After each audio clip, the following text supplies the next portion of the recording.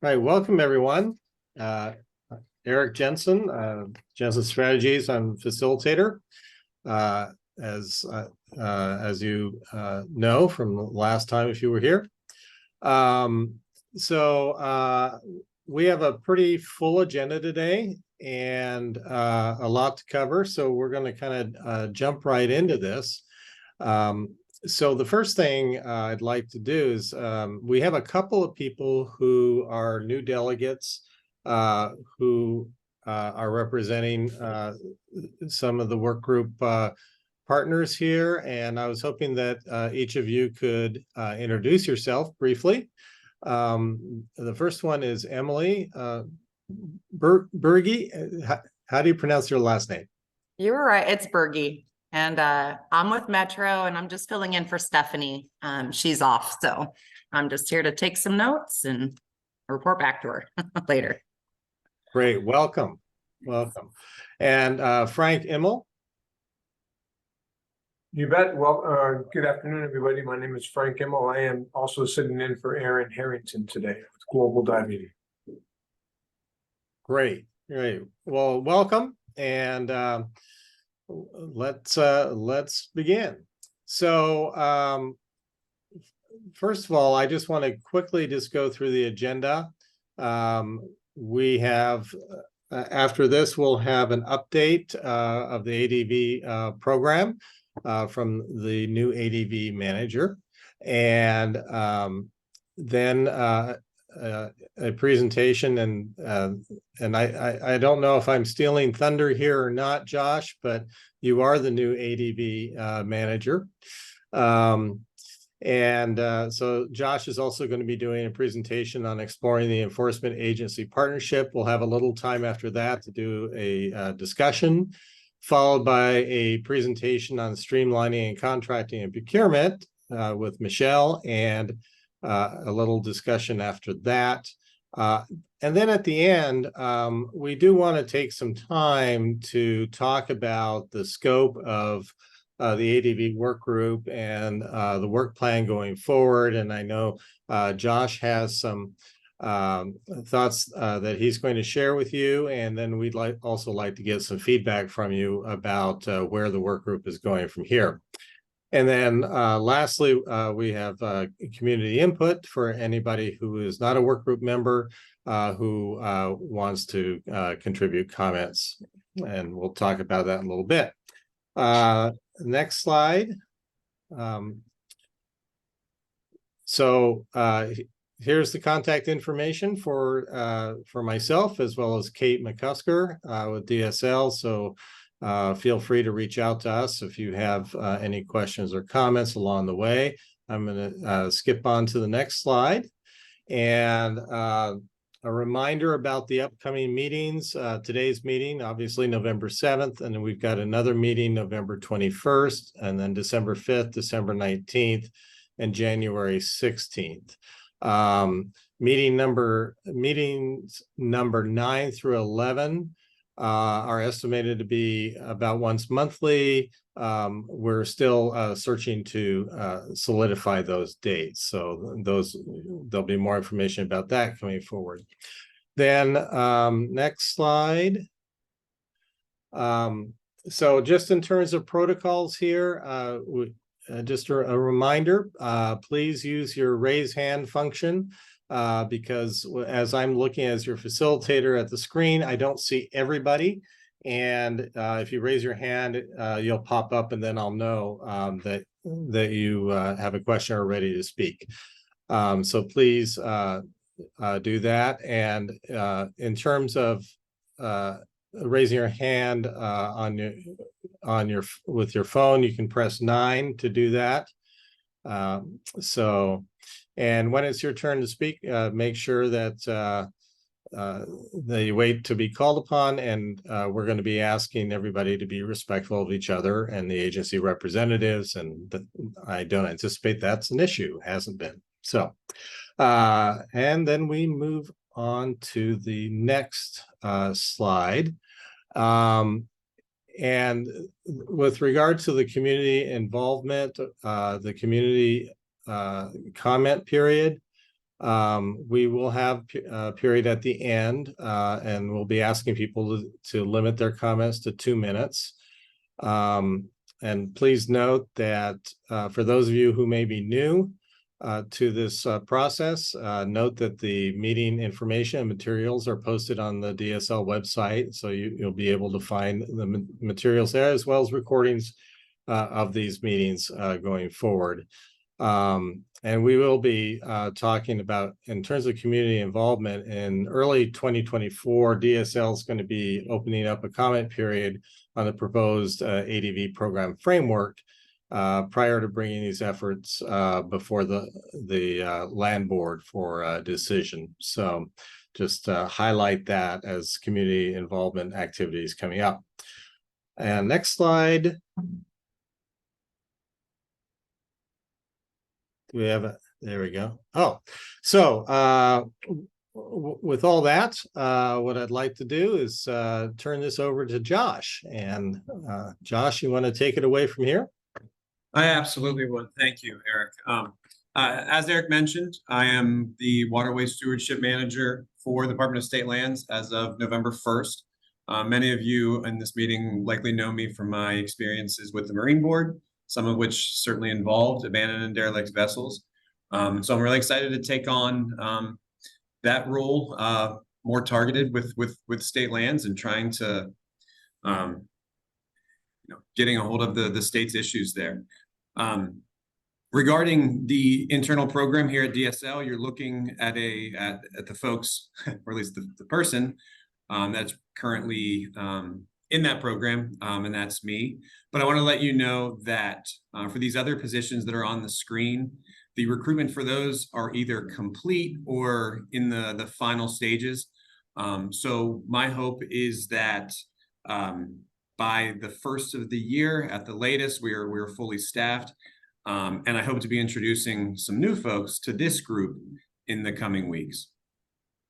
Another update, thank you, Kate. Another update that I'd like to provide is regarding the fishing vessel Tiffany that was recently removed from the Columbia River by a DSL contractor. We talked about this vessel at previous meetings. As of now, this 200-ton ship full of PCBs is no longer a threat to the river and has been successfully dismantled and disposed of, as you can see in that pretty awesome series of photos on the screen there. So there's a time lapse of what that very complicated dismantling job looked like. You can go to the next slide, Kate. So you might recall this slide from the previous meeting, but I want to revisit it again so that we all continue to be clear on the timelines associated with and the deliverables for this work group. I want to focus on the short-term timeline at the bottom and give you some insight into how I see this playing out. Beginning in the second half of today's meeting, we're going to shift our focus to the development of tangible solutions to the challenges that we've identified by you all over the past 5 months, and that we've also detailed in some of the previous meetings. So I see that resulting in a draft program framework developed by DSL, informed by this group, that is then vetted through this work group in the January meetings. That will ultimately culminate in a framework that can be brought to the land board in April, with not only support from the work group members that represent the many interested parties on this broad issue. I also want to note that DSL is required, as was mentioned earlier by Eric, to provide a report to the state legislature on the progress of the program development and identified future needs. So the work of the work group will be highlighted in that report as well, and that is due February 15th. I'd like to take a second to pause here and ask if there are any questions regarding this timeline or of the work group or individual partners' roles on the work group. I just want to make sure that we all feel like we're on the same page and what we're striving towards together. So if anyone has any questions on that, feel free to raise your hand now.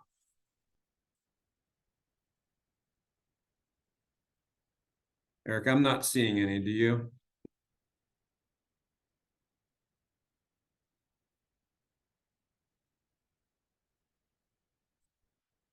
Okay, so keep that in mind. If anyone does have any questions regarding that, that can certainly be revisited. But I do want to make sure that we all feel like we understand what we're doing here and what we're trying to develop and deliver. Kate, you can go to the next slide, please.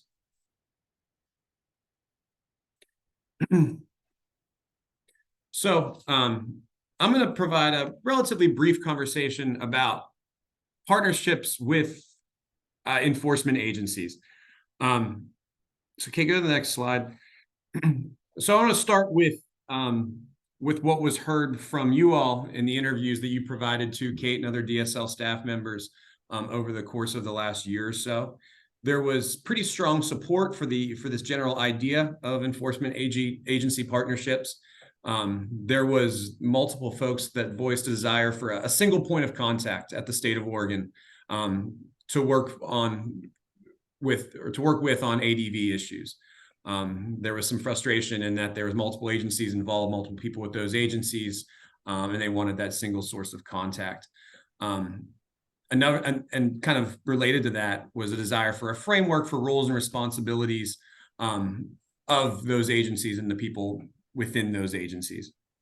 There was not surprisingly support for access to state funding to support local priorities, particularly those to address vessels that have already been identified by a local jurisdiction as being a challenge that needs to be dealt with.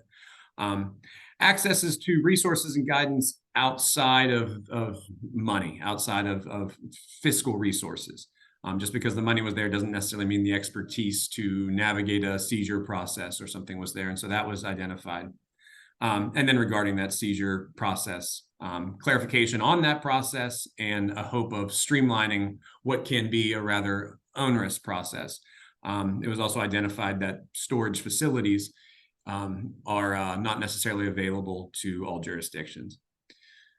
So Kate, as I mentioned, there was broad support for the idea of the partnership between DSL and other entities with jurisdiction. Whether you want to call them enforcement agencies, as is currently used in Oregon revised statutes, or the term used in the state of Washington, which is authorized public entities or APEs. I know that term has come up in previous meetings.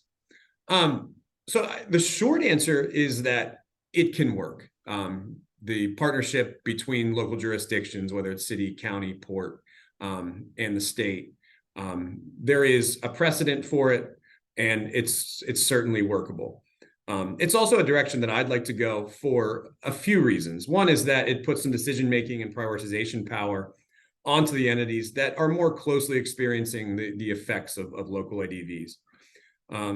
Going this kind of approach also acknowledges the fact that local entities might be much better positioned to secure needed services in the areas than I am or my team is in Salem. A recent experience of an ADV situation that I had dealt with in Klamath County made it very evident that the local public works and sheriff's office folks were much better poised to find contracting services in the area than I was able to for that location. And then the third reason to go this route is simply to eliminate the creation of what could be an unnecessary DSL bottleneck.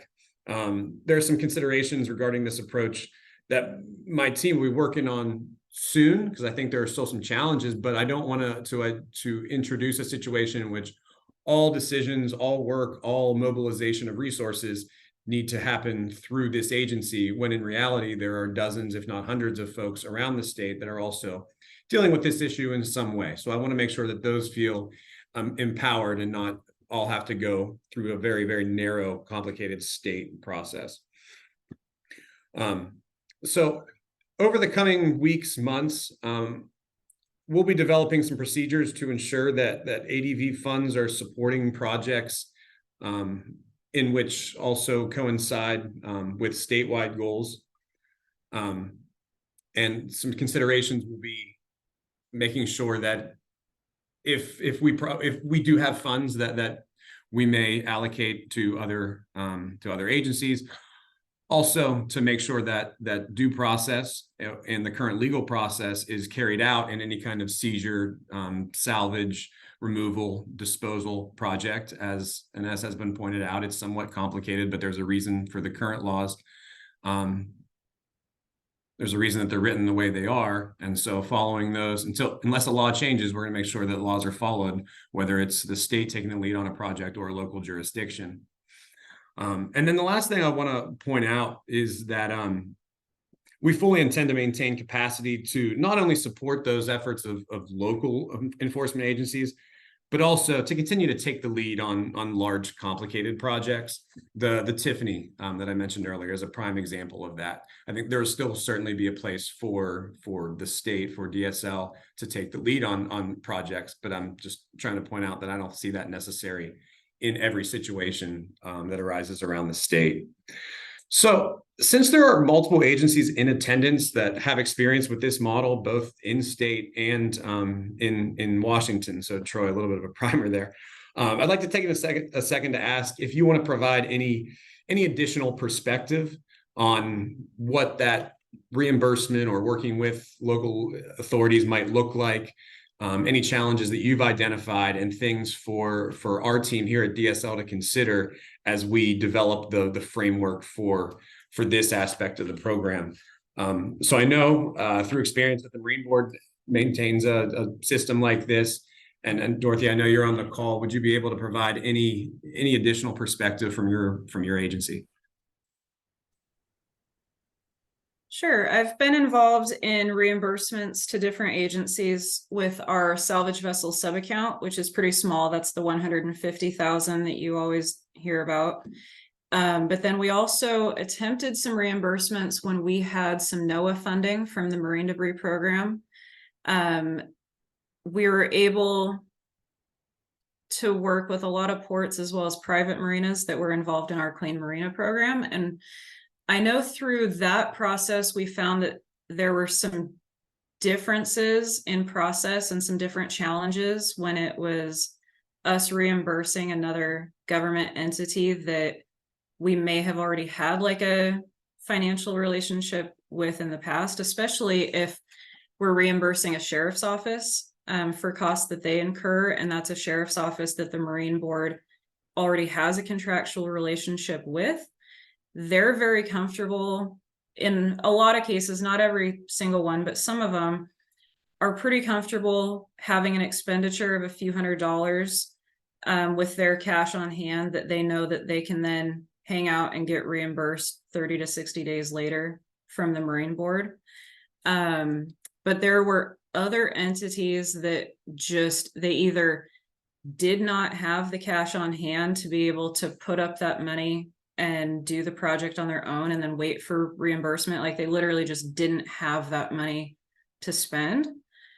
Or if they did have the money on hand, they might have like a lengthy budgeting process like a state agency does, where they're getting expenditure approval from their board of commissioners or their city council or whoever. And so they've been told, you can spend this amount of money this year, this biennium. And if they spend it on a boat removal project, they've spent it. And if, then they get reimbursed that amount of money. They don't necessarily just get to spend it again the way that we do in our own personal financial decisions at home. So they may then have to go back to their governing board and explain all of that and get permission again for those expenditures. And so that can just create a pretty lengthy delay and just make it pretty cumbersome.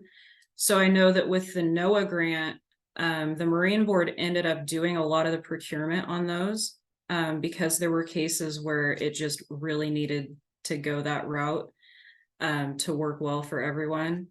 But then like I said, there were some entities, especially with the ports in that case, certain ones, it seemed like they already had like rates that they would charge for different port services. And so if they were doing the work themselves, they would just simply charge us that rate. So that was kind of all over the place. So I don't know if that raises any questions for anybody, but those are just kind of some of the scenarios that I've seen. I know that the reimbursement works great for some folks. It really can't work for others. And if there was a way that the money could be allocated to them to use, like if it could be set aside and they could hire a contractor and then the contractor just directly charges that account versus all of the money changing hands several times. I don't know if that's really doable, but I know that that has been brought up to me as an idea in the past. I think you bring up a couple good points, especially that second one regarding so those are the folks that don't work in state government or maybe local governments. There's a big difference between limitation and money in the bank. And so just because, I mean, for a state agency budget,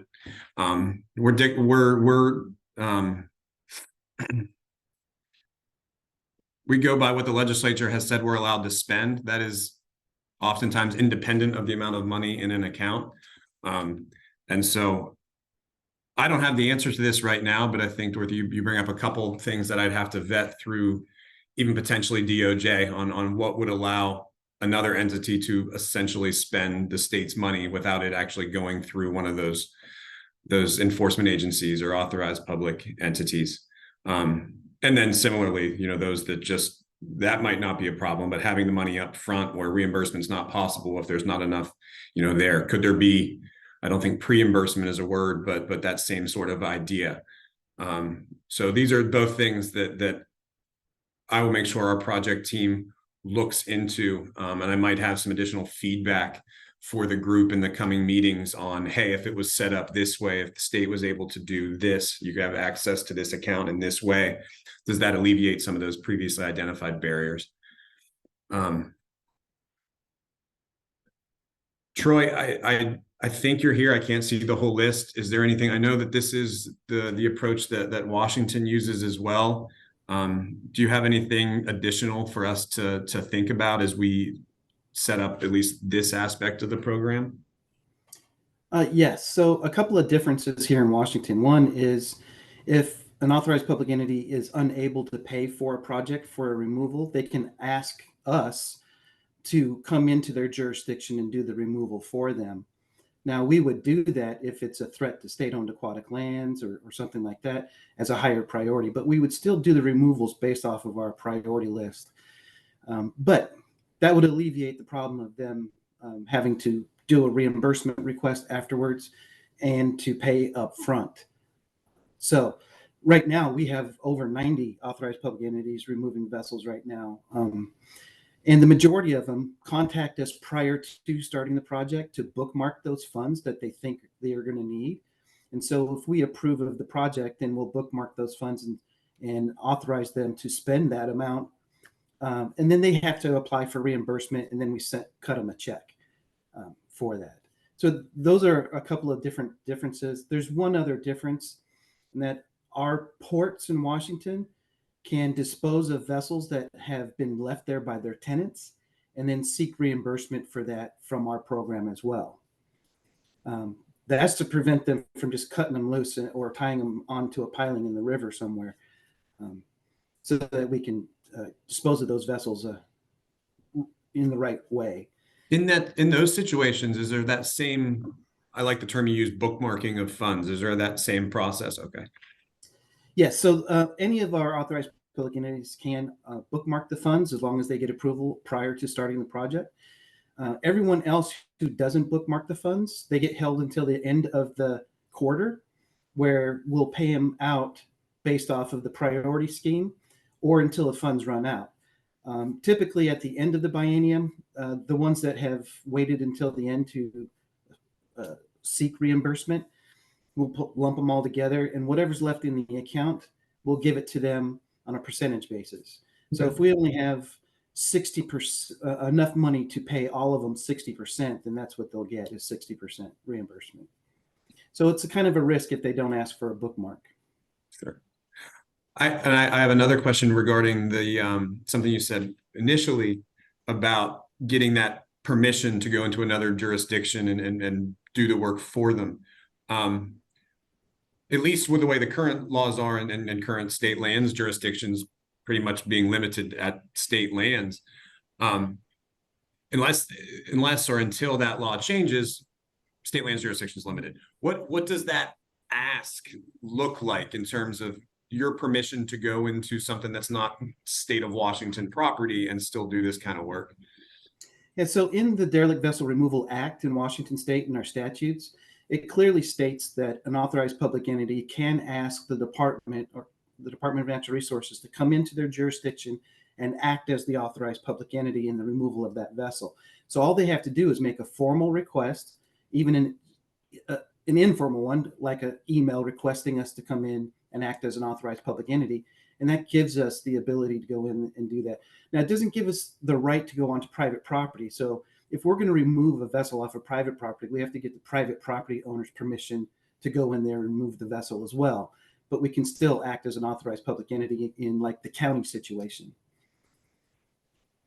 Thank you very much, Troy. That's good things for us to think about when looking at it. Josh, Mike Dunny has his hand up. Oh, absolutely. Mike, go ahead. Hey, Josh, Mike Dunning, Port Coos Bay. I'm trying to get, there you go. There's my video. Yeah, Troy brings up a really good point. I think we really need to think about, as we're developing these rules, I guess you call them, for this program, for boats that are abandoned, maybe not quite deemed derelict at this point. I have a stack of abandoned boats sitting in my boatyard right now that we're dealing with, and it would be great to have help deal with those vessels, because you're right, that's exactly what usually happens. The port will auction them off because the port doesn't want to spend $8,000 destroying a single boat.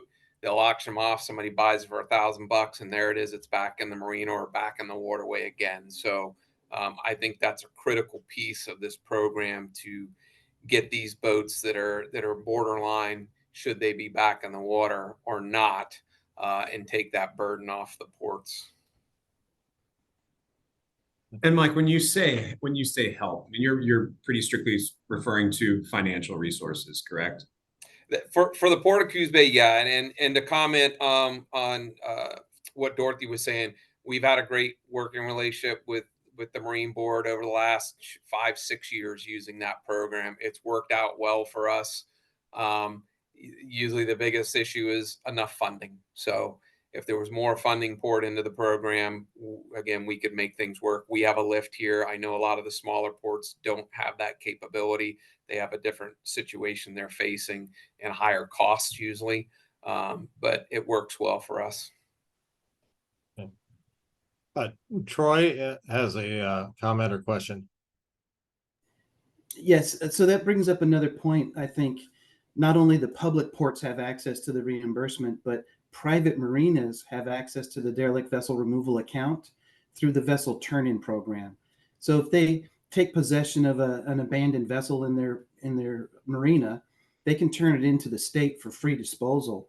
It's not a reimbursement. We don't pay them for it, but we do take that burden off of them so that we can collect these vessels before they become abandoned and derelict. We will talk about vessel turn-in program logistics at a future meeting, because it's I feel a necessary component. How big of a component is yet to be decided, but a necessary component of a successful statewide ADV program.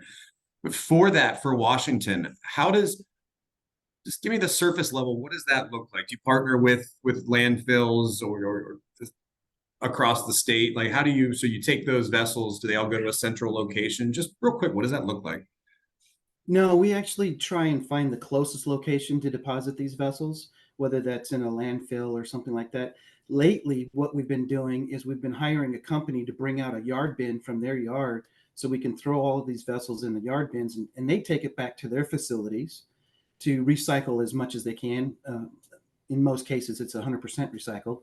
So we've been trying to do that in all locations in the state. The farther we get away from their central location, the little more expensive it gets. But we feel that that added cost is saving the environment from a bigger cost in the future. So we're willing to pay for that additional cost to make sure that these vessels are recycled. Is that pot of money set aside up front, separate to what's bookmarked for the apes and stuff, or is that all just one big giant pot where different aspects of the program pull from it? Yes, it's one giant pot. I have a balance sheet for the vessels. So every time we start a project, we'll bookmark our funds for that project as well. That way we can spend down to zero and know that we still have the funds for all of those vessels that we're actually working on. Okay, thank you. Eric, you can take it back. Okay. Do we want to move on to the discussion slide? We've kind of segued into that. Michelle, do you have a comment or?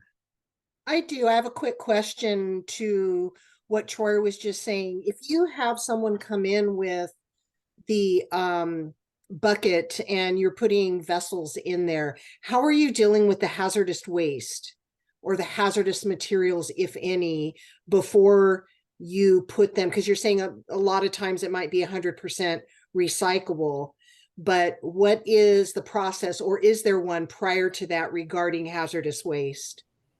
Thank you, Michelle. That's a great question. We strip the vessels of any hazardous materials prior to submitting them to this recycling company. So if it meets a certain size, we'll hire a company to go out there and do asbestos testing. And if they find asbestos, then we get that abated. All the fuels and liquids and stuff like that are taken off with another company that we work with. So basically, when we turn this in, it's a complete dry and hazard-free vessel when we throw it in the dumpster.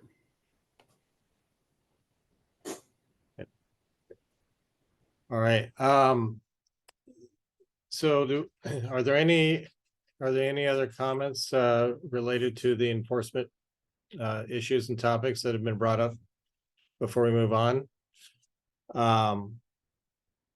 Oh, one other slide here, Josh. Yeah, so it looks like some of these were kind of answered organically in the back and forth that we just had. But is there? So I guess anything else for us, the DSL, to think about as we think about how this enforcement or this reimbursement mechanism, or potentially DSL doing work in other jurisdictions? Anything else that we can consider? Again, this is something that our team here is going to be working with. I mean, especially Troy, you're probably going to get a lot of emails from me in the next few weeks about emulating that system that is set up in Washington. But is there anything else that anyone would like as part of that, I guess, considerations for me before we move on to some directed or some conversation about procurement and contracting? Dorothy, I see you raise your hand. Go ahead. I guess an observation that has kind of been driven home for me recently is that, we keep kind of talking like there's one jurisdiction that really wants to get this boat out of the water, and it's just a matter of, am I going to reimburse them or am I going to allocate money for them? How is that going to work? But in so many cases, we've got strings of emails with, 7 different agencies represented on it. And,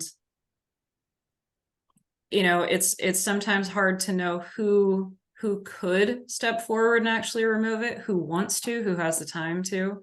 And so I think that's just maybe a consideration. You might have multiple agencies sort of sharing the cost burden and then approaching this account and wanting reimbursement for it. One entity might cover the towing because they can do that, and another is going to do the salvage, and then another agency might have a spot to store it, and then somebody else is going to come in after 30 days and have it disposed of. So just letting everyone know it could be a little bit more complicated than just a single reimbursement to one entity. I think that's a good note. Thank you. Right. Josh, would you like us to move on to the procurement? Yeah, I think that's appropriate. Again, anything else, on this topic could be brought up at the end. And I also want to just point out to the work group members now, if there are things that you think about after these work groups, feel free to reach out to me to bring those to my attention. I mean, first and foremost, this work group is about gathering information, finding solutions to a shared problem. So don't feel like you're limited to giving input just within the confines of 2 hours every other week. Thank you, Eric. You can go forward. Thank you. There we go. And Josh, are you kicking us off or is Michelle? Yeah, no, I'm going to kick us off and then I'm going to kick it to Michelle. So back to what we heard again this summer with the interviews that many of you participated in. There were mixed perspectives on the availability of vendors. A lot of that has to do with the size of the entity that folks are involved with. It also heavily is dependent on where you are in the state of Oregon. There are folks that feel like there's plenty of contractors and entities out there ready to do the work, but funding is the limitation.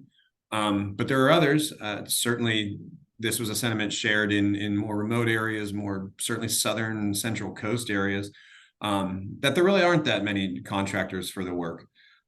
So all this conversation about funding might not ignore the fact that the funding doesn't have anyone to necessarily pay for. And then especially regarding specialized jobs, we just previously talked about, hazardous materials, asbestos, complicated situations. The more unique the situation gets, the less and less contractors there are. So that is a concern that was brought forward, and I think a valid one. So the interviews folks also kind of segue that into, hey, we do need to make sure that the contractors are there, they're ready and also responsive to requests. Just because the contractors exist, doing this work has to be desirable and financially feasible for them. And there were some open-ended questions about how to subsidize, I guess, the business of ADV mitigation. I think some good open-ended questions, not ones that I'm prepared to answer at this point. And then some other barriers were identified, certainly by the folks that were interviewed that are kind of in that industrial side, the contracting side, that environmental regulations around salvaging, disposing of, destroying, especially large boats, are pretty complex at best. And then there was also some challenges identified with insurance, making things, I'll use the horrible pun, but muddying the waters, so to speak. And then also, as was identified earlier, storage of vessels that are seized and not ready to be legally disposed of is a barrier to some contractors doing work. So now I'm going to kick it to Michelle to talk about where we are, both DSL and the state, as far as our contracting procurement in Oregon for the business of ADVs. Go ahead, Michelle. Thank you, Josh. I'm the current procurement officer for Department of State Lands, and I've been fortunate enough to be doing this work for a while and understanding up to this point the complexities that can happen with this work across the state. But a couple of years ago, I posed the idea of doing an internal agency price agreement. So that we could, and what we ran up against was the time that it took to procure removing a vessel. It could take anywhere from 2 months to 6 months to even get a contract in place, because we would have to go out for a solicitation. We would have to go through the entire process before we could even get a contract in place. So a couple of years ago, I put a price agreement in place. It's the first price agreement for the agency. And we had 9 vendors. Some of you are on the call, who proposed and were awarded a contract on behalf of DSL to do work for us. And then as time went on, the state realized, and we removed, several vessels, but the big ones that really took notice was the Saccharissa and the Alert. And it got a lot of media coverage. It was a very large job. It took several months to dispose. And so with that, the state then realized, wow, there is a real need. Along with state agencies such as Dorothy over at Marine Board, some other folks who really needed to have something better in place so that we as agencies could get our work done and streamline the contracting process to make this more feasible, more, time reduction, those types of things. So Department of Administrative Services decided they wanted to do a statewide price agreement, which allows, and this is the wonderful thing about this one, is it allows not only state agencies, but other governmental entities as well, state and local governments, to buy off of this statewide price agreement. So that opens up a whole new opportunity for stakeholders, partners, vendors to say, hey, now we can do work more economically in a shorter timeline, because sometimes these vessels are urgent to get out.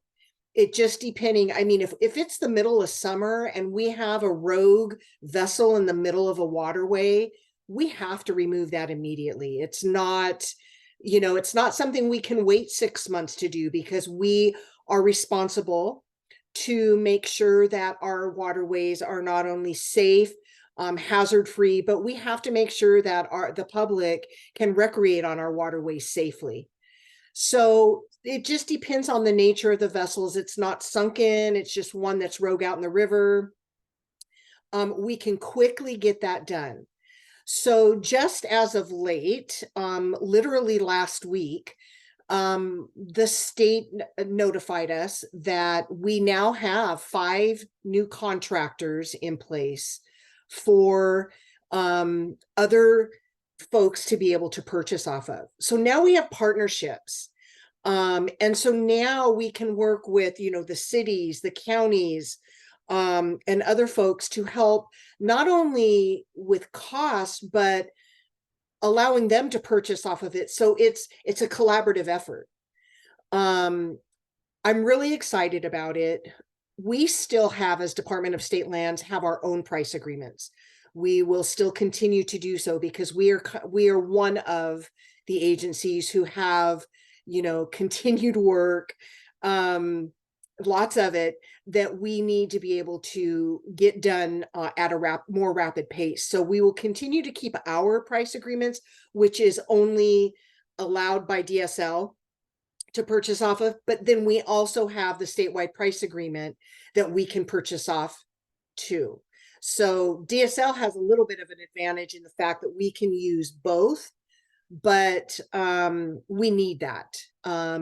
However, I'm really excited for Marine Board and other agencies who do this work more frequently that now have access to the statewide price agreement. And what that allows us to do is, instead of going out and doing a solicitation, that work's already been done, we've already agreed to the terms and conditions, we have a signed contract, we get a project, someone brings a project to us and says, we need this vessel removed, and we can go out for just a quote versus a solicitation, find out the needs, and then we base it upon, you know, we award it to the one that meets the needs of that agency, and we award it literally within weeks or less. I mean, we could do it within a week if the timing is right, if people are all on board in an emergency situation. But it's been great working with the Department of Administrative Services on this project, getting a statewide price agreement in place. And I think it's going to allow all of us to work better as this ADV program is being developed. You know, because we're still going to have the need there while this program is getting implemented. So we can still do our work, still do our day-to-day stuff, but now we have, and you all have as vendors, opportunity to get things done in a much more reasonable timeline. Are there any questions on that? Oh, Aaron. Yeah, thank you. What keywords do we use to find that price agreement in Oregon Buys? So that's a good question. If you go into Oregon Buys, look up abandoned derelict vessel. Hopefully that will pull up for you. Oregon Buys is finicky. It likes certain words. So, you know, you might pull up vessel, you might pull up derelict. I'm not sure what exact words, but you should be able to pull it up under abandoned derelict vessel one, all three or one of those words. Okay, thank you. You're welcome. And please reach out to me, email me, let me know, I'll get you there. If anybody has a problem finding something or you need more information, I can get you there. And if you are not registered in Oregon buys for some of those local, well, I would imagine all of the ORCAP members would be. So, but please just reach out with any questions regarding the statewide and the agency price agreement. Thank you. Thank you, Kate, for putting that in there. Kate put my email in there. Okay. Is there any more questions? I do want to add the nice thing about this statewide price agreement is we've already vetted the insurance requirements, the hazardous waste, and one thing to note, and probably many of you already know, that it takes more than one person to get this work done. It really is a collaborative effort. Because if we hire a vendor, they're likely they have subs, subcontractors. We've got one contractor that will do the destruction side, one vendor that will do the hazardous material, then we have DEQ, we've got all these partners.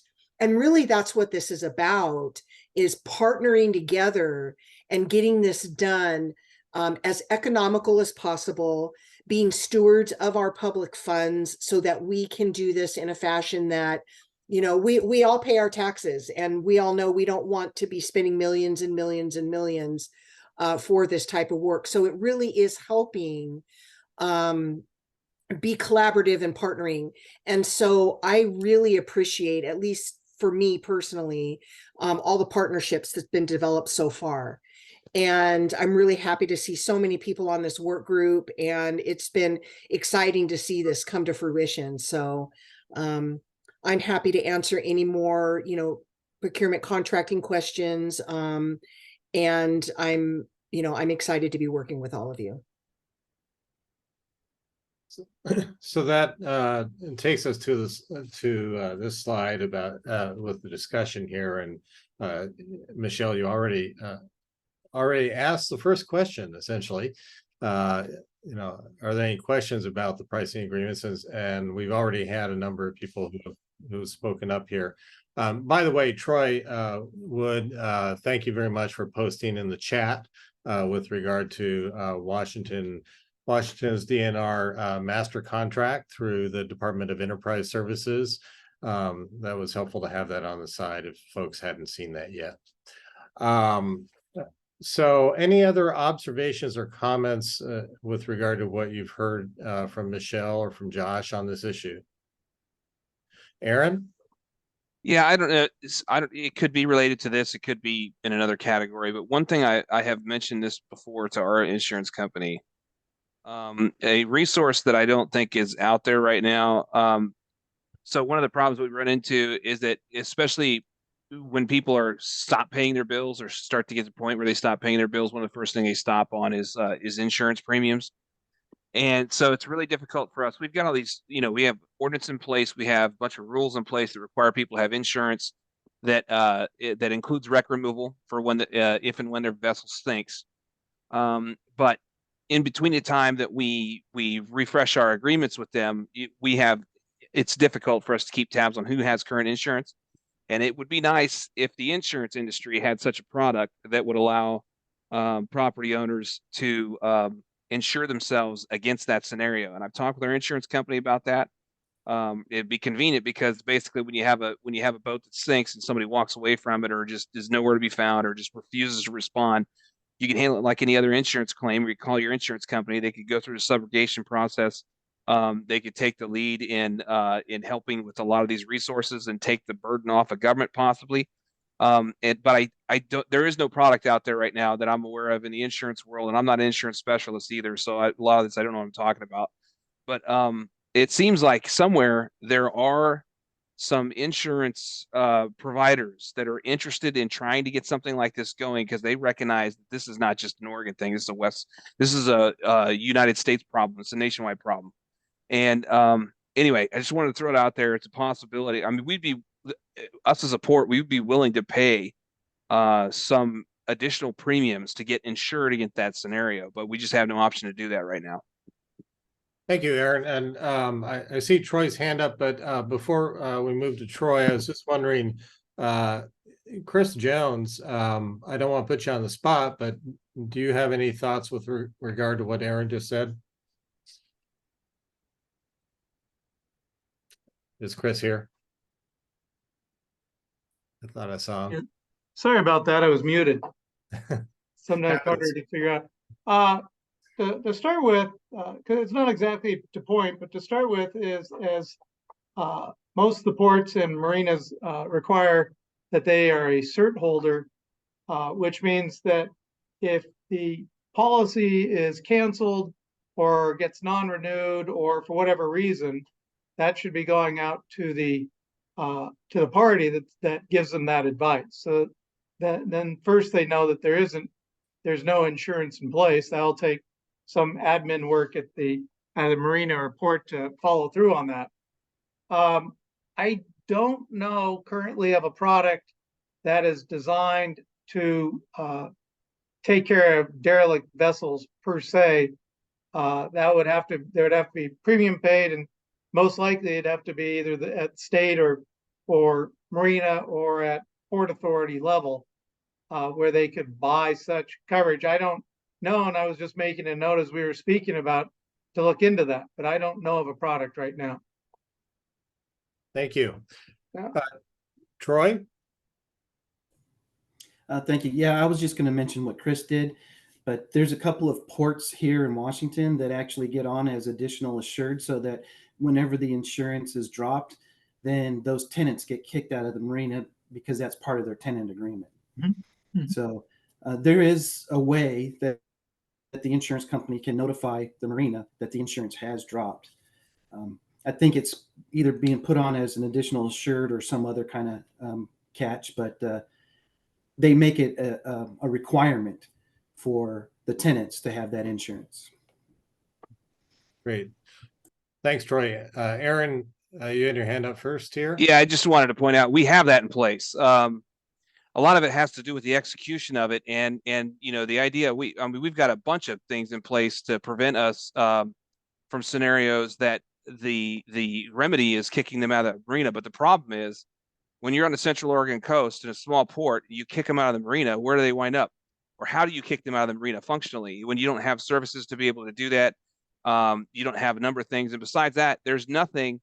So if someone parks a vessel at your docks and it doesn't get authorization to do that, or if the Coast Guard parks the vessel at your dock and because they've towed them in, because on the coast, you don't have sea tow, you don't have towing services. The Coast Guard tows everybody. So they bring them in. You got a vessel it's unsafe and not operational because they just got towed in. The Coast Guard issues them a captain of the port order that ties them up to the dock. They're not even allowed to move the boat. There's a bunch of scenarios. These are all great theories, and we have this stuff in place. We require to be named as an additional assured on the person's insurance, but there are many scenarios where somebody can get into the marina, and those are the scenarios that are causing us these problems. It'd be nice for me to say, oh, well, we can easily just put a policy in place, but our ability to execute those policies and to follow up with consequences when people don't respond when you tell them what to do is what causes this problem. It's not the lack of policies for us anyway. Great. Thank you, Aaron. Sean? Yeah, I just wanted to kind of add to it. I mean, you know, I work for Portland Fire, so I don't own a private marina. So I get the idea if someone doesn't have insurance, we want to get them out. But if we just get someone that doesn't have the money to pay insurance out of the marina, we're probably still going to end up with a sunk boat. It's just not going to be in your marina, which I get will help you, of course, but it's not going to help the problem. So I think either finding ways to keep the insurance in or have insurance so when it does sink, it can be raised quickly. But just getting people with no insurance out of a marina, again, is just gonna move the problem somewhere else. It's not gonna prevent the problem. Probably. Okay, good point. Troy? So I just wanted to talk a little bit about what Aaron was saying. So if you're a private marina, you have access to the vessel turn-in program, but you also have access to chaining up the boat until you have been paid for all your services and stuff like that, including taking it out of the water and putting it on the hard. For the public marinas, they have access to the Derelict Vessel Removal Act, and they can secure the vessel and actually remove it as a derelict vessel and get reimbursed.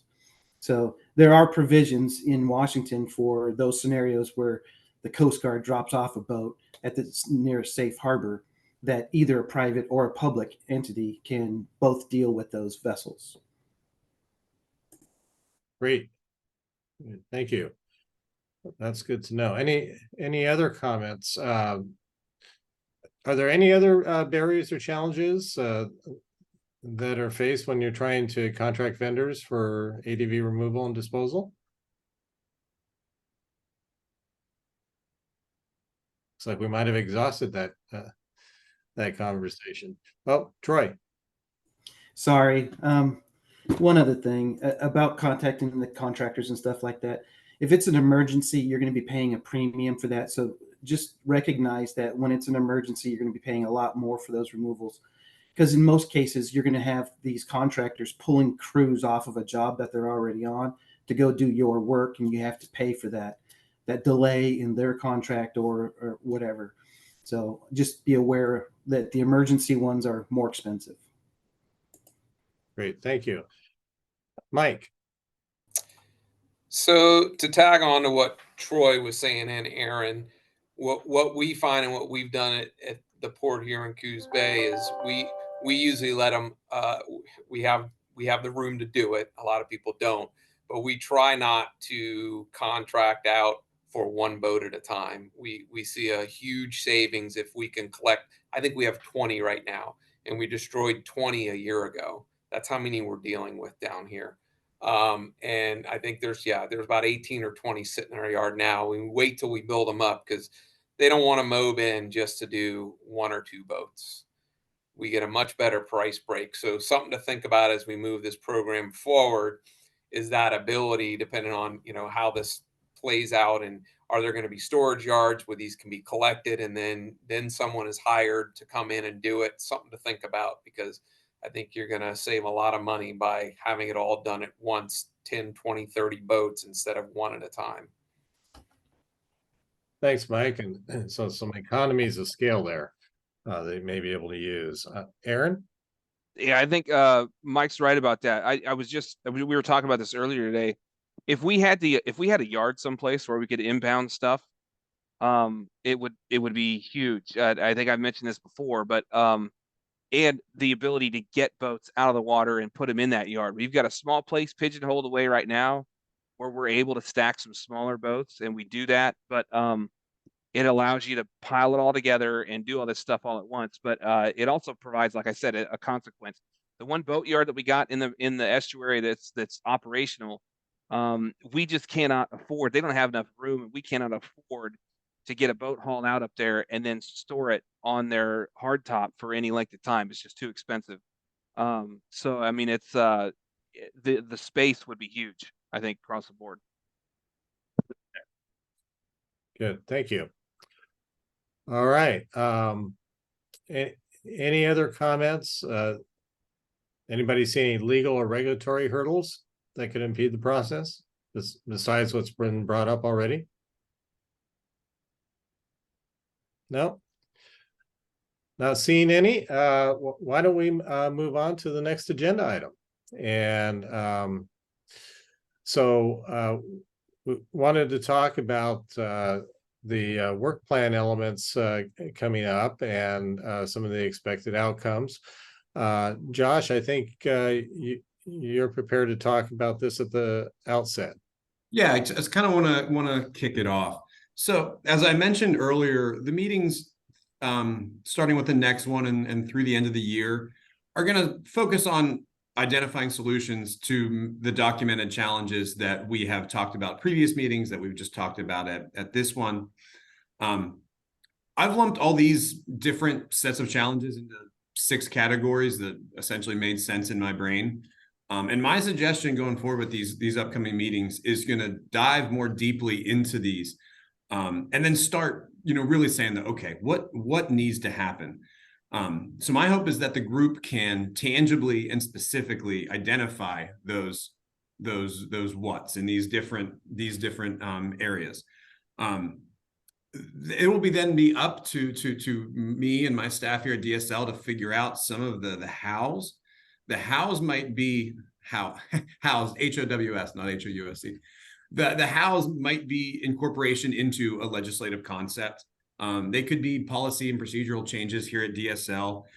They could be evolving rules and the capacity here at DSL to make sure that the staff is equipped to help all the partners. And it'll also be how different financial resources are allocated. So this is my list, and I'm interested in what I'm missing, or what I'm potentially trivializing here, from you all. But these are the 6 topics I'd like to see addressed at those next 3 meetings. And they are in no particular order. Process improvements. And what I mean by that is we've talked about how seizure processes are onerous. A lot of those laws were written 60 years ago. They weren't necessarily thinking about the current situation facing Oregon. A lot of those things would have to be addressed in statute, but that's certainly one of the things on the table. We have touched a few points at a few different times in these meetings, challenges with ownership, who owns a boat, who is responsible for a boat, all that. That is far from straightforward. But there may be some improvements that could be made there. And another one I put in this category is trash versus a boat. When ADVs are disposed of, we are essentially deeming them as trash or garbage or no longer having value. But the current legal framework does not account for a boat not being a boat. It's still a titled property, and there's still a process that has to be to go with seizing, disposing of something like that. That's also something that could potentially be revisited in legislation. Another category that I think we're going to talk about, I know we're going to talk about, is the broader prevention category. I want to revisit a vessel turn-in program. Like I mentioned earlier, I believe that's an essential part of a successful statewide program. I want to talk about what that could look like, some barriers to that, how we overcome them.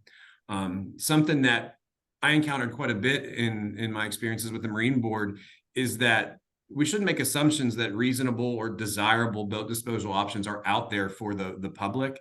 Is that something that the state can help grease the wheels on? I don't know, but it is currently not easy or cheap for someone who is trying to do the right responsible thing to dispose of an old vessel. And when it makes financial sense to sell it and perpetuate the problem as opposed to responsible disposal, then a lot of folks go that route. And also, when we're talking about leaseholds specifically and boats in those, are there opportunities in the state's current relationships with some of those leaseholds to make sure that the actions of the lessees are in line with the state's priorities? And Troy mentioned a couple examples to how his organization, his agency, works closely with ports to make sure that they are working to solve problems and not maybe kicking a can down the road. I want to talk about disposal, permitting. I know I'm not an expert in environmental permitting for shipbreaking or disposing of large amounts of garbage, but I think that needs to be something we dive deeper into. Recycling is always brought up as potentially feasible. I personally think there's limited financial feasibility there, but I want to talk about it. And then just a general conversation on where does all this waste that we're all talking about generating, where does it go? There's also some conversations about sustainable funding. So the money in part, how much is needed, where does it come from? And obviously, and there are many folks that feel like insurance fits in. It may, but what does that look like? And then on the money outside. So we covered a little bit of that today. I think we'll dive back into it again. I like the discussion about the enforcement agencies and the authorized entities and how the state can either provide them money or essentially do work on their behalf. I'm gonna look into some of those things more. I appreciate, Michelle, you giving that overview of the state procurement. I don't think it should be understated how big that price agreement development is for the state agencies that can utilize it and the other entities. And then we also need to talk about contractor availability and capacity. Some of that may become more apparent as the state, as the local entities try to do more work. We're going to see if more contractors come out than we initially know of, but can't just only talk about money if we don't have anywhere to put it. And then the last thing is peripheral support, and that's my end catch-all. So I spent my first week here at DSL looking through all the interview responses that many of you provided to DSL staff, which is incredibly informative reading, by the way. And I just want to thank the DSL staff that did that, as well as the people on this call that participated in that. It's really helpful to see all those different perspectives and answers to those questions. And looking through that and looking at some of the themes, some level of enforcement and personal accountability was it was a common thread through many responses. There was a whole lot of, well, if there was enforcement on the current laws, we wouldn't have this issue. We just need more enforcement, or people need to be held accountable. Those are very simple statements that are very complicated and nuanced. But that idea of enforcement, funding enforcement, potentially, that needs to be part of a conversation. When we talked about database type things at a previous meeting, some of the technological needs need to be discussed, both at the state level and also if there is a statewide database that many folks have access to and can populate. We do need to talk about what support is needed in the tech realm to make all that happen. And then the last thing on the peripheral support is to what level do there need to be state resources available? Even if enforcement agencies are empowered financially to do work, what level of support do we need to make sure that we can do here at the state level to make all that a reality? So those are all the things that I want to start determining solutions to, so then I can work with what the group gives me on those to start bringing forward what looks like a proposal of a program that we can present to the land board, to the legislature in a relatively short period of time.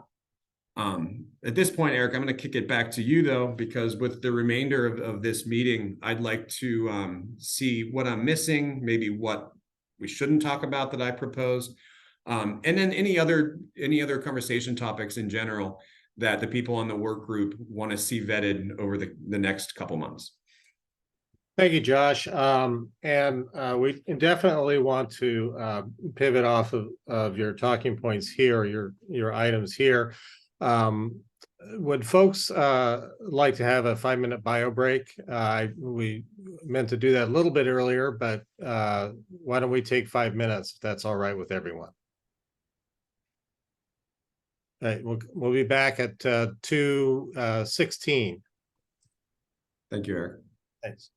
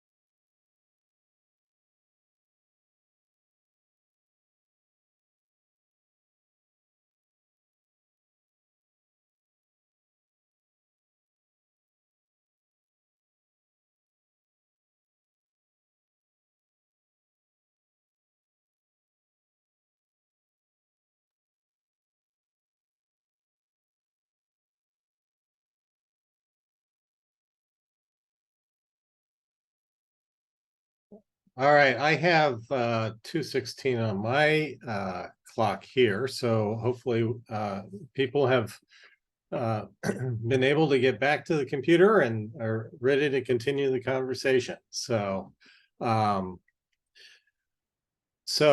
what I'd like to do at this point, given what Josh has just presented, what are your reactions to those 6 different areas in terms of being areas of focus for the work group to work on in terms of identifying solutions to those challenges?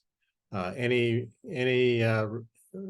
reaction, comment? Does it make sense? Does it resonate with you?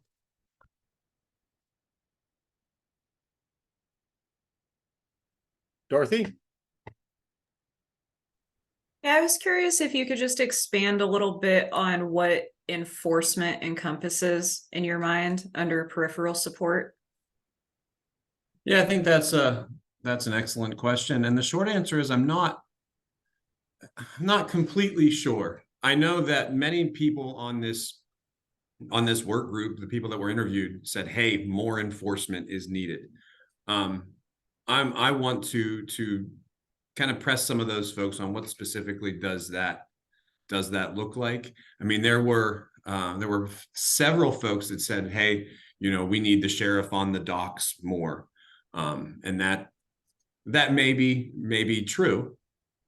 But that does not necessarily mean that the resources are there for a sheriff's office to prioritize that. So I guess it's open-ended because everyone feels like it's the solution, it seems. But I need more specifics. And so that is why I want to make that a pretty big discussion topic. So that's my best non-answer to your question. I apologize. Thank you. Rachel? Hi, Josh. I wanted to just echo what you were saying about disposal with recycling and that being a major hurdle that I think the state is really going to have to focus a good amount of time on. I'd be curious to hear more about what Washington State does, but I know that this has been an ongoing problem in Rhode Island in particular. They got a lot of funding from the federal government and were able to contract with, I think it was the North Carolina disposal company, and they were able to recycle X amount of boats, but there was an issue with making sure, and you mentioned this, the probability of it, and in particular with the fiberglass. So I was curious if you had any ideas on where the group would go talking about disposal, if there's any homework that we could do to help figure that out as this group keeps chugging along.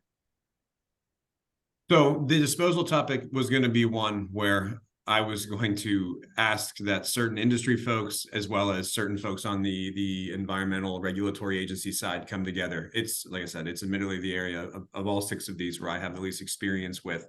I'm familiar with that Rhode Island program. I'm very familiar with the recycled products that have came out of that. Also looking into it, I know that it's not necessarily been a moneymaker so far. Not that necessarily precludes the state from looking into that direction, but it's, as you just brought up, it needs to be a conversation. And I think it's one that this work group and some other invited guests should have. Great, thanks. Aaron? Yeah, thank you.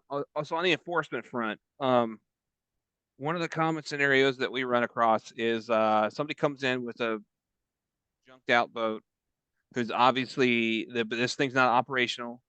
They limp it into the marina, they tie it up. Oftentimes the common situation that is that with that boat will come a bunch of conduct problems with the owner or operator, and maybe some illegal activity, whatever the case. So and a lot of times a promise to pay will come with that doesn't actually materialize. Plus, you're like, hey, you need to register. We need to enter into a moored license agreement with you. You need to provide some proof of insurance under all the terms that we provide, etc. They're like, okay, I'm working on it, but they never deliver on it. So then what do? We have very little recourse. Kick them out of the marina is the idea that everybody likes to throw out there. But again, our functional capability to kick someone out of the marina. I mean, how do you actually do that when somebody says, no, I'm not leaving? Do you cut their lines and just kick their boat away from the dock and let them float? Because they'll turn into a SAR case for the Coast Guard.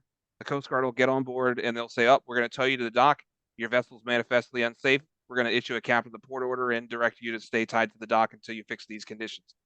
So then it's back at your dock. Then you come down to, all right, I've got conduct issues with this individual. They're doing some criminal things or whatever the case is, or theft of services. You could say, look, you're stealing electricity from us, in which case we need the sheriff's department or we need some local law enforcement agency to take up that cause for us. And we need a DA who's willing to prosecute for that. And then aside from all of that, then it doesn't come down to the vessel, it's down to the individual, because you could exclude the person. Like we have the authority to be able to do that. We can issue an exclusion notice and then charge them with criminal trespass if they stay on the property, which is all fine and good, except that their boat's still there. And then you just sort of accelerate the abandonment of the vessel and all the stuff that's in it and all the problems that come with it as well. So that's kind of the way the whole thing works. It would be nice to just say, well, we'll just kick him out of the marina, except it's awfully difficult to do that in that scenario. And then what do you do with the individual after that? If the police had a little bit, oh, here's the other one. If you do accept money from them, like if they pay you for moorage, there are a number of law enforcement agencies that will look at that and say, it's not NAR. They're not going to take the risk of then enforcing the criminal trespass because they're going to say this is a civil issue and or there's been a landlord-tenant arrangement here made and we're not touching that with a 10-foot pole until the time has passed and all of those things. So that's kind of the way the whole thing spins around for us. And by the time you get to the end of that rope, usually we got so many other things going on that quite honestly, sometimes it falls through the cracks. And then before you know it, they've been there for 5 months. And so if we can get a little bit better coordination and or some state laws in place that would protect us from some of that stuff or some resources to hold these folks accountable somehow, if you can impound their vessel, and I mean take possession of it, take it to a place where they cannot access it and get it out of the marina, that's an ideal scenario. But that's awful difficult. Great. Thank you, Aaron. Abby. Hi, thank you, Eric. And I had to step away for a couple of minutes, so I apologize if I missed something or I say something that's been said. So please forgive me on that one.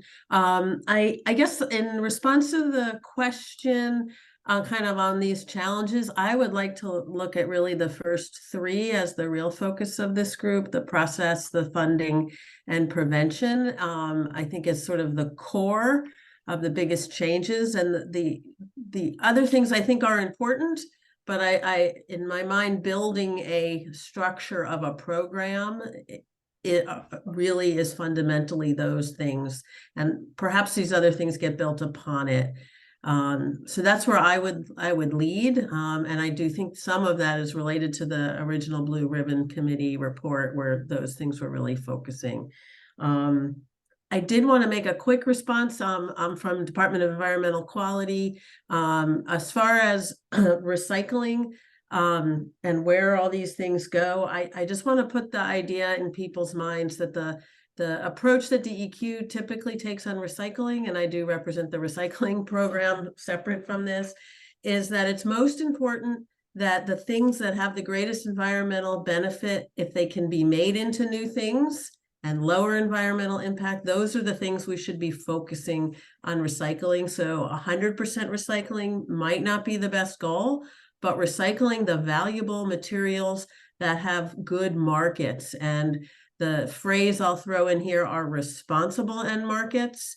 It's really important that we find good places for these materials to go. So whether it's the fiberglass or the metal, or anything else we recycle, it's really important. So we need to look at not just that there's a place to send it, but that there's a good place to send it. And then in the future, we can talk about permitting and siting and all of that. But I wanted to put that fundamental concept out there. Thank you, Abby. So if I'm hearing you correctly, the first three, the process improvement, sustainable funding, prevention are sort of top tier for you in terms of discussion, but not saying we don't need to talk about the other three. Is that correct? That's correct. Okay, thank you. All right. Anyone else? Are there any of these topics that you don't feel need to be talked about? Are there? Yes, John, or I'm sorry, who was that? Steve Dangler, Multnomah County Sheriff's Office. I don't have a raised hand option, sorry. That's okay, Sergeant. Thank you. Yeah, the enforcement entity. I think we need to expand beyond, i.e., the sheriff's office or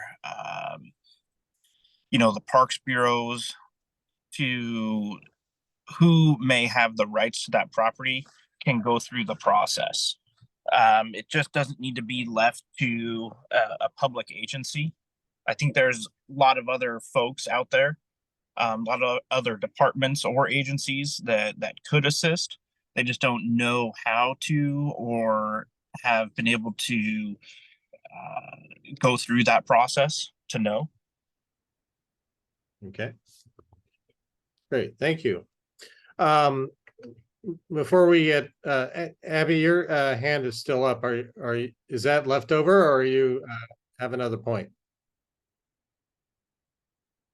Left over, I'm lowering. Okay, thanks. All right.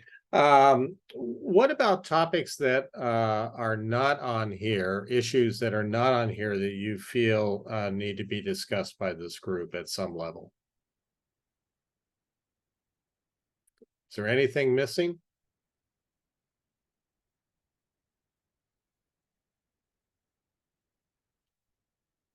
It looks like Josh has got a pretty comprehensive list and kind of hit the target.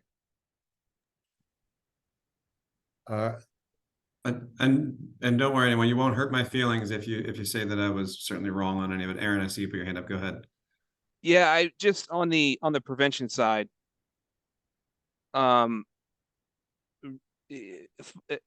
funneling resources to marina owners so that we do some of these things that I'm talking about that we can do before it gets to the point it's an abandoned or derelict vessel. And I mean, like, providing actual consequences for people who are doing things that we know are part of a pattern that lead up to them abandoning the vessel. Now, I get the point that it could possibly wind up getting them out of the marina and then into someplace else. Like maybe they go up the river and they anchor, and now all of a sudden it's they're gonna abandon it up there. But I think we need to. If you look at the folks that are doing these things, we need to provide pressure to get them to not look toward the waterways as their solution to whatever they're trying to do. And especially if that is living aboard a vessel, because it's like I've told people 1,000 times, living aboard a vessel is not an affordable solution to your housing woes, whatever they are. It is if you're going to maintain a vessel, if you're looking at trying to keep something up, keeping a vessel up is a lot more expensive and difficult. And the consequences for not keeping it up are pretty immediate. Like, if you're on board it when it sinks, you ain't going to make it, So I think that helping us, something on there that helps us look toward how can we provide consequences for in my situation, not complying with the Port Facilities Code. Aside from just what we try to do regular, we need some actual consequences that'll get backed up. Great, thanks. Josh, you had a follow-up on that?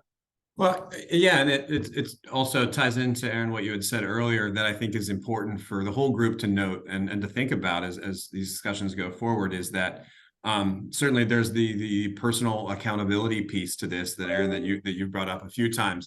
But regardless of those consequences, if those are revisited or whatever, the boats still exist. It's the one thing I've found myself saying to folks all the time when I have the solution to ADVs. We just make sure that, kick them out of the marinas. Well, that doesn't solve the state's problem at all. The boat still exists, even if folks face, different harsher consequences.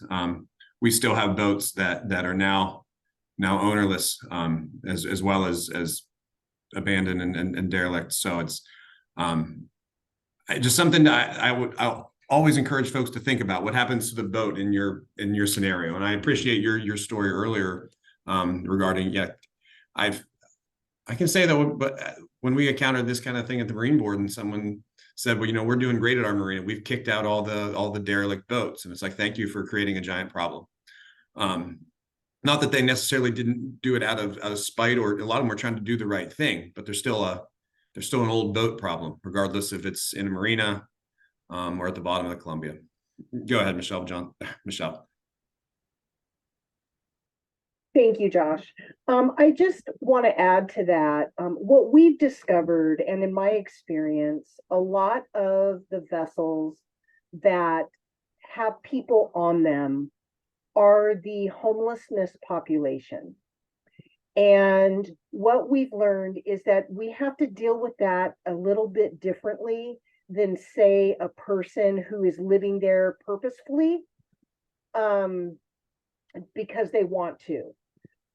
They get these, vessels, someone will either give it to them or they'll find an abandoned one, or they'll, someone doesn't want their boat anymore and they'll sell it for $1, whatever the case might be.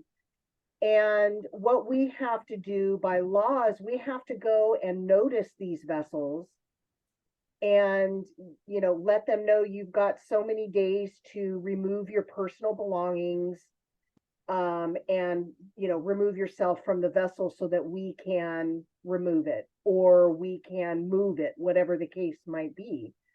And it is a process. And Officer Dangler understands this, and he's been a wonderful partner to DSL in helping us with this issue. And I think that's something to take in consideration. None of them really have recourse, and giving someone a consequence or a punishment, so to speak, doesn't vibe real good with the homelessness population because they have nothing to lose.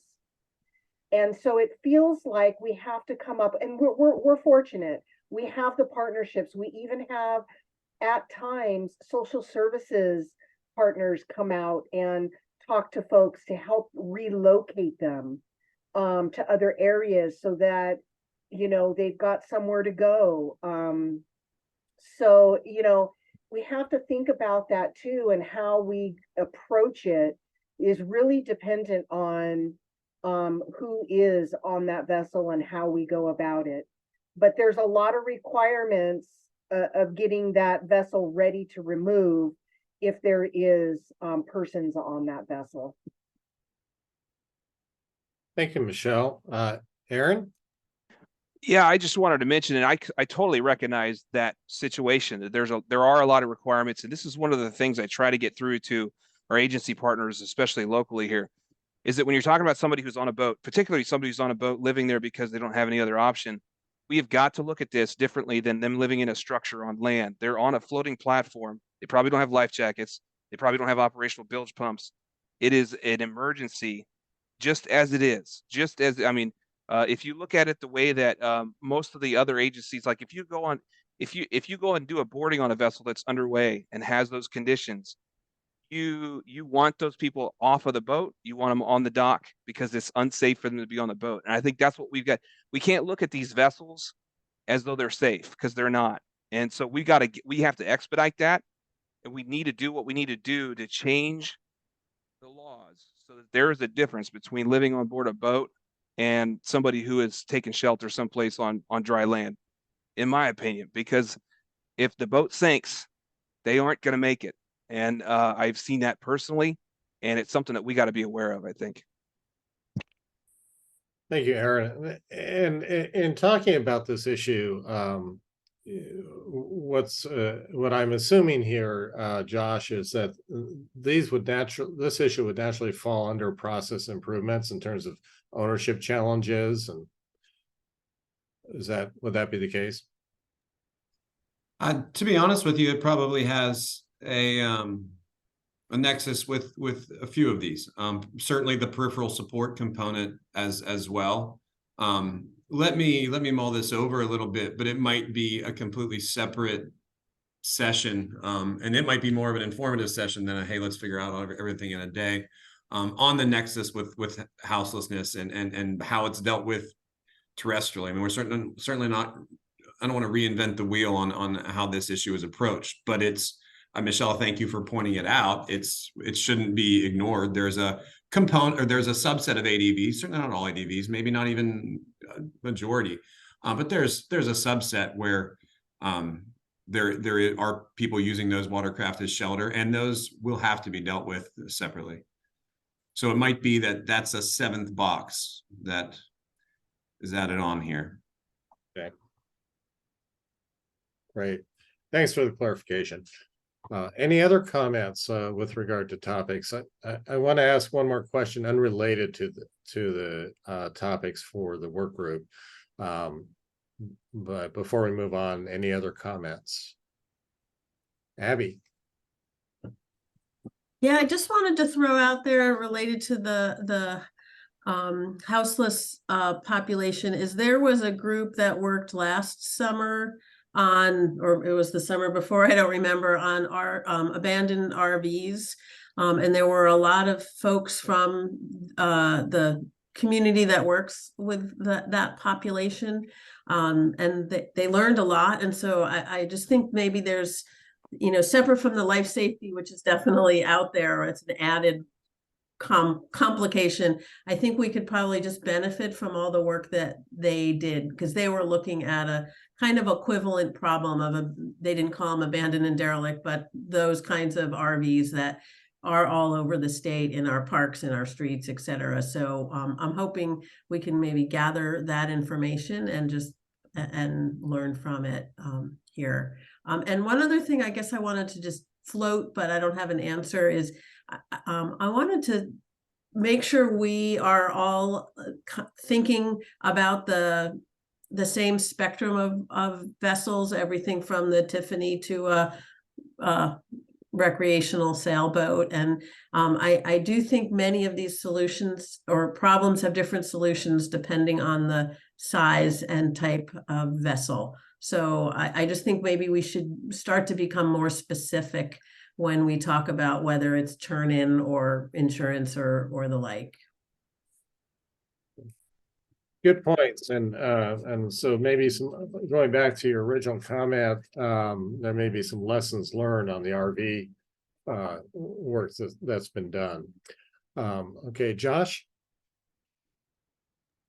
Well, you just basically summarized what I was going to say. That, yeah, my thought was, if we're going to continue going further down that route, like I said, I don't want to reinvent the wheel. There are other folks that I think should be at that meeting to more fully inform that conversation. And so I think we can expect that sometime in the next couple of months, but I want to make sure that the experts and the ones that have learned some lessons, just like Abby just mentioned, are well represented. So we're not having an incomplete conversation.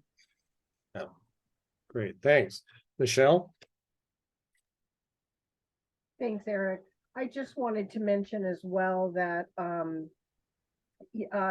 speaking to Aaron's question, it is a very wide spectrum of vessels that we, like you said, from recreational all the way up to sailboats, to ships, to, the Saccharissas and the Tiffany's.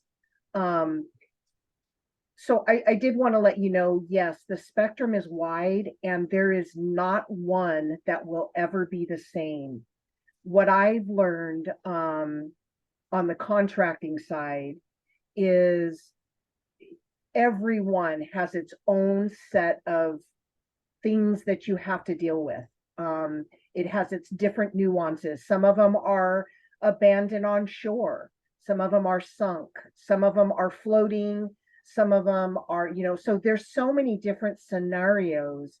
So we have to take each one and look at it, literally evaluate it, and find out what steps we have to take to be able to remove this vessel. One of them could be completely empty. One of them can be just full of all kinds of stuff. So we do take each vessel as its own project. We never look back. I mean, we learn from our experiences, but each one is going to be completely different and possibly a completely different way of removal, or a new way, or we have to get creative and think outside the box a lot of the times on these. So I just wanted to elaborate a little bit, Aaron, on what you had said.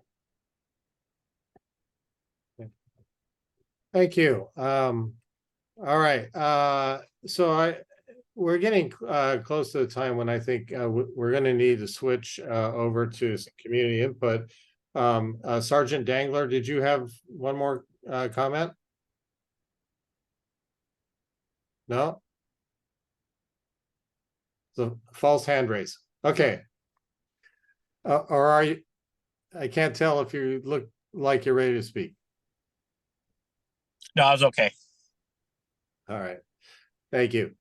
All right. So, we're going to need a transition here in the next couple of minutes over to community input. But before we do, I'm going to throw out a question that I would encourage everybody on the work group to think about and share with either myself or with Kate or with Josh.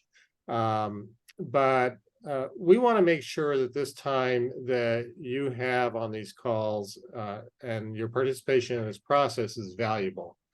And we're going to be moving toward developing a more definitive work plan for the remainder of the work group process. And as such, would appreciate any input from you folks in terms of anything that we can do to make your time more most valuable or best used while you're in these meetings or in between meetings. So, let us know if there are things that you would like to make sure. I mean, even logistically speaking, in terms of what you're getting in terms of meeting summaries and that sort of thing. We want to make sure that that we're doing our best for you and your time here. So with that, what I'd like to do at this point is if we can scoot the slide down to the community input. And so for those of you who are not on the work group but are on the call and would like to make some comments and or ask questions, like to ask you to raise your hand virtually to provide your input. And after you raise your hand, make sure just wait until you're called on. When it's your turn to speak, we're asking you to keep your comments to 2 minutes and be respectful of each other and the agency representatives. And we'll help you track time too. So, and then for those of you who are on phones, if you press *9, then that'll help. I understand that'll help you raise your hand. So, so with that, any comments, questions from those of you who are not on the work group but participating in this call?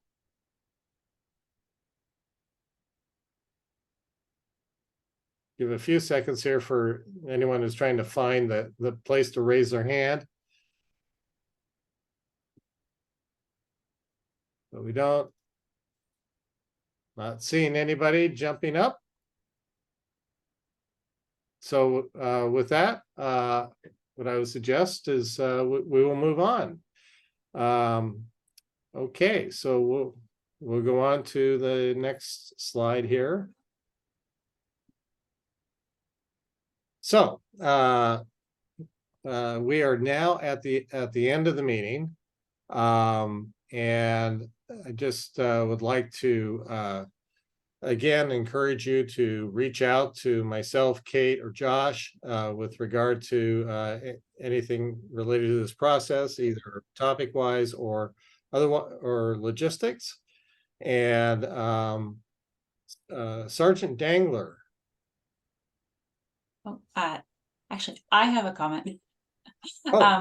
I just wanted to remind everyone that we are planning for a hybrid meeting on December 5th.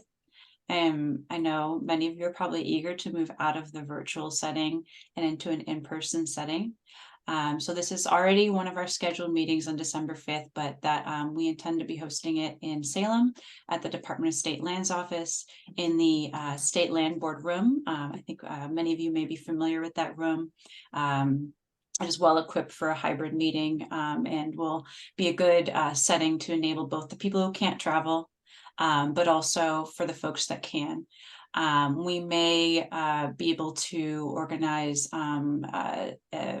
lunch beforehand or not. Don't hold me to it yet. I'm figuring out this logistics, but I'm hoping that we can have some time to just informally connect and eat, for about an hour before we actually begin a meeting at 1 o'clock. So just a heads up, we would love for folks to join us in person at our December 5th meeting, but that if you can't, that's okay. And I will be working, with the logistics to make sure I capture how many people are coming and all of that, so we can kind of plan for that seating and the microphones and just get the room set up adequately. So that was my last 2 cents. Thank you, Kate. All right, so with that, I'd like to turn it over to the new ADV manager. Congratulations, Josh, belated. And for any closing remarks. Well, first, thank you. I just want to reiterate to folks that there's some other things under my purview here, but for the short term, this work group and the development of this program is my primary, almost exclusive duty. So please do not hesitate to reach out to me with anything that you'd like to see this work group do, or the state do, or anything for me to consider, or anything else you want me to think about. I certainly encourage that. I'm also going to commit to the group at the onset of the meetings going forward. I'm going to provide you with just some internal updates on what me and my team are working on. Certainly, I said, we will talk about when we get, the team up and staffed, but also some of the things that I said we're working on today. I want to make sure that you all hold me accountable to. And so I will let you know where those things are. And then given some of the feedback that we heard today, given you guys didn't completely rip apart my idea, so I guess that's good. So you'll see the upcoming agendas and which topics we're going to address at the next meetings fairly soon. And I encourage you to, when you see those, if you have the time, think about what those actual solutions might look like, and be ready to bring those for discussion. Because these next ones are going to be, let's tell me how to fix this. I'll figure out some of the nuances, sure, and some of it might not be politically viable or even legal, but we need to start kind of identifying where those solutions are. To get to the framework that we are committed to delivering in just a few short months. So I thank you all for your continued participation and look forward to seeing you all in 2 weeks. Okay. Thank you, Josh. All right, we'll see everybody at the next meeting. Thank you for participating. Thank you.